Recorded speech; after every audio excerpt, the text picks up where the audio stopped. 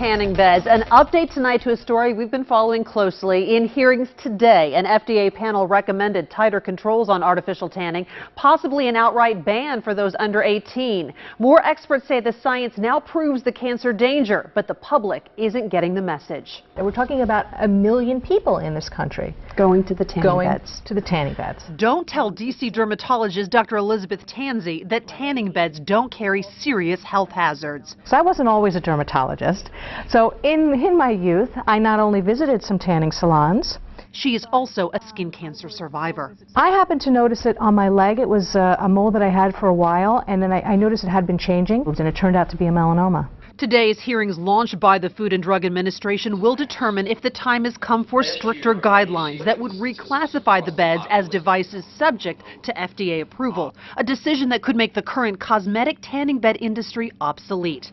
Joe Levy represents Smart Tan Network, one of the many companies fighting back. Indoor tanning is a surrogate for what nature intended, and our job is to help them do that in as responsible way as possible to minimize the risks. But Dr. David Fisher believes there is no way to safely do that. He told the FDA today about his research on ultraviolet radiation.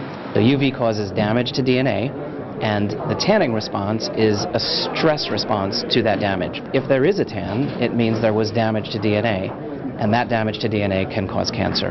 Melanoma survivor and activist Amy Waldrop wants to tell young women that any tanning bed use is unsafe. I would say I used tanning beds maybe 50 times. My melanoma was on the dead center of my back, right where my back would hit the tanning bed.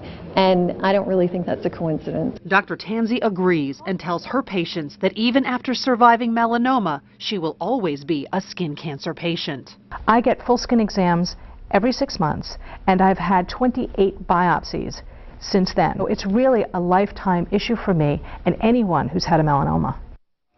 So in addition to restrictions on people under 18, the FDA is expected to clarify and beef up the warning labels on the beds themselves. Right now you see a paragraph that says repeated exposure may cause premature aging and skin cancer.